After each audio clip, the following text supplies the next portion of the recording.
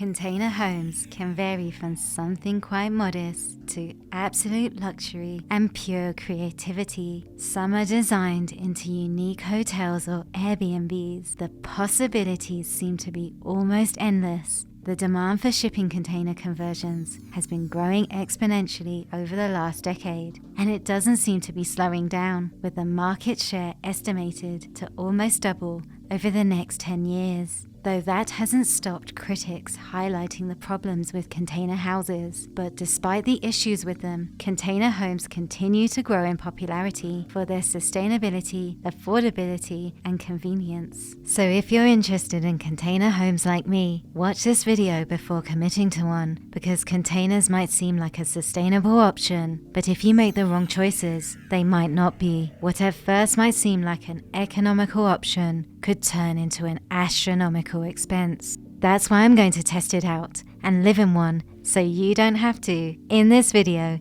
we'll be looking at the good, the bad, and the ugly of container home living so you can make the best decisions. Let's get into it. This is a newly converted off-grid container house in Mexico's tropical desert region of Baja California. It's on the very tip of this peninsula where the climate gets very hot and humid. In the winter, the highest temperature is around 86 Fahrenheit or 30 Celsius, and in the summer the temps can reach 100 Fahrenheit or 37 Celsius. This is also when severe storms can happen. When I arrived in Baja Sur, the hurricane season had just finished, so you can see just how lush and green the desert vegetation looks at this time of year. The fact that this container is located in a hurricane-prone region is quite interesting, since I have read that containers can actually hold up really well in hurricane conditions. I just completed my 4th month living in this newly renovated container that's 40 foot by 8 foot. It's been raised on stilts due to the slight slope of the terrain. The container house is fully off-grid. Its electricity comes from solar panels on the roof, allowing for 8 kilowatts an hour usage per day. The container uses a gas canister for cooking with a stove burner. The gas canister also heats water for the shower and kitchen sink. There is also a water pump on the property, which supplies the container with water for the kitchen, shower, and to flush the toilet. I'm going to give you all of my honest opinions, but what I've come to learn is that the layout is really important to be able to truly live in a container home. And I think that the overall design and floor plan has been done really well. However, there were also some big problems that made container living difficult, but I have solutions for these, which I'll be breaking down in this video. So let me start by showing you around. The container house has been decorated with a minimal color palette that looks simple and sleek, mostly using grays, blacks, and a few wooden elements. It has a light, cool, and stylish feeling. The outside of the container has been painted with a light gray. This light color reflects sunlight. You enter the house through sliding doors that open into the kitchen from a generous decking area. As soon as you enter, you're straight into the kitchen. It's lovely and spacious. You wouldn't even believe you're in a container. This kitchen feels so luxurious. It feels really modern and sleek. I mean, it's bigger than a lot of kitchens you'll get in an apartment or even in a home. I was so impressed by the generous kitchen that I measured everything out and made this floor plan, just in case if I want to use a design similar to this in the future. I'll go into the specific dimensions in detail later in the video. It's got a lot of appliances you would need to self-cater. So you've got a burner, an extractor fan. We have the sink here, and it's a lovely modern features. Even though the container is run on solar, it has a nice big fridge. It's running, it's lovely and cool, but there is a restriction on how many kilowatts you can use a day, so you have to bear that in mind. The kitchen is full of cupboards and drawers, giving you enough space to store everything. At the far end is this breakfast bar with 2 high chairs, which I used a lot in the mornings. Whilst working away at the container house, I received this email that made me feel really nervous. I was told I had been part of a data breach, and all of these thoughts were running around my head, because all of my personal information, such as my address, my social security number, could fall into the hands of criminals. Huge loans could be taken out under my name without me even knowing. Information like my online activity can be collected. This is concerning because health insurance companies can actually raise rates based on your online activity.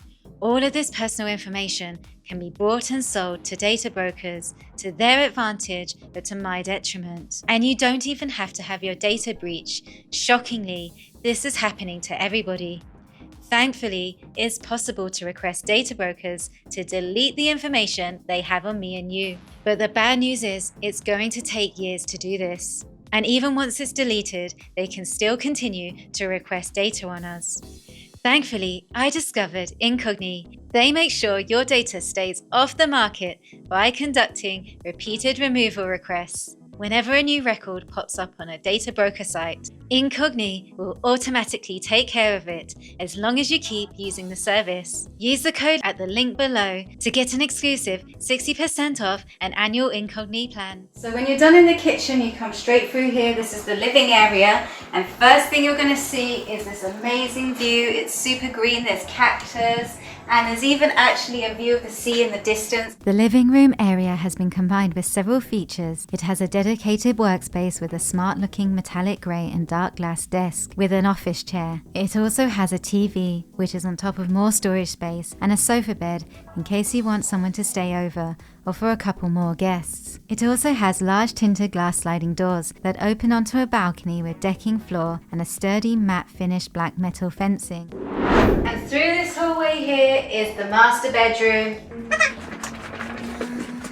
So this is the double bed. It's quite bouncy, and next to the bed are these two lights. It took me a while to figure out how they work, but I'll just show you.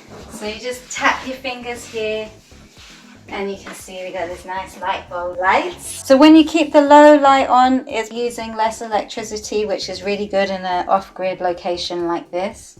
And under the bed, there's extra storage, which are really useful for storing your stuff. I've already put my backpack in there. Keeps it out of the way. So facing the double bed is this amazing cabinet. I really love it because there's so much space to store your stuff. We got drawers. It's good to just have so many options in these drawers as well. That's also really useful. And lots of cabinet space, lots of places to hang your clothes. And out here we've got a window with a mosquito net. I think it's needed. There are bugs that can come in the night, so at least you can get the lovely breeze that's coming from nature. The large decking area outside the front door is not only stylish, but it's also useful. There's a sitting area with 2 chairs and a table to relax. It's also somewhere you can exercise or just have a morning coffee. There's also solar-powered lights dispersed outside the property, which is especially useful on the steps leading onto the decking to access the front door. So the bathroom is directly outside the bedroom and in between the kitchen and this hallway, and it's very small. So the shower, as you can see, is quite compact. It's just a little square. We've got these geometric tiles, looks very clean, very new, like it's been done recently, and a fountain type shower, which could be a bit difficult if you just want to wash your body and not your hair. And the toilet, as you can see, is in a very tight space in between the shower. The sink is actually really big and spacious, surprisingly, for this room, and it also has, well, this isn't openable, but underneath we've got a cupboard, we've got some extra drawers. So as you can see, it's very compact, and I feel like a little bit more room could have been given to the bathroom since the kitchen is so big, like unnecessarily big. The bathroom was the least of my worries in the end. What really bothered me was how hot the container got. This puts into question the sustainability of container living. Even with the insulation, it wasn't enough. I wasn't able to use the mini split system. It actually wasn't provided. This is because there wasn't enough solar energy to power them. Instead, I used the ceiling fans, but what I found was that it was just blowing the hot air around the room. The best and most environmentally friendly option was just to use natural ventilation. This actually worked really well sometimes, but during the hours of 10 a.m. to 3 p.m, it was actually hotter in the container than it was outside. So basically around 30 degrees Celsius plus. But overhangs could easily solve this problem by creating shade around the container. Personally, I would also consider a second roof, which would not only stop heat coming in, but it would also provide extra protection to stop any leakages coming in. I also found that the container was really noisy. For this reason, I would consider soundproofing a container. I also was surprised that the size of the container I thought was almost perfect for one person. In terms of the dimensions of the container, I felt that the salon room was fairly spacious, but if I was living in there long term, I would want to have more shelves and more things in there. So I wonder what it would actually feel like with more stuff. For me personally, the bedroom felt a little bit tight. For a room like this, I always thought one of those fold away beds would be really good because then you could use the room for something else during the day. The tiny bathroom felt quite cramped, and considering that the kitchen felt so spacious compared to everything else, I thought a great idea would be to shift all the surfaces down in the kitchen to make a slightly larger bathroom, and then get rid of the breakfast bar and instead have a separate high table and chairs facing the double door windows looking out. All in all, I would definitely consider converting a shipping container into a home. Let me know what you think about shipping container living. I would love to know. And if you like this video, you might want to check out the review I did on this awesome dome house. Click here.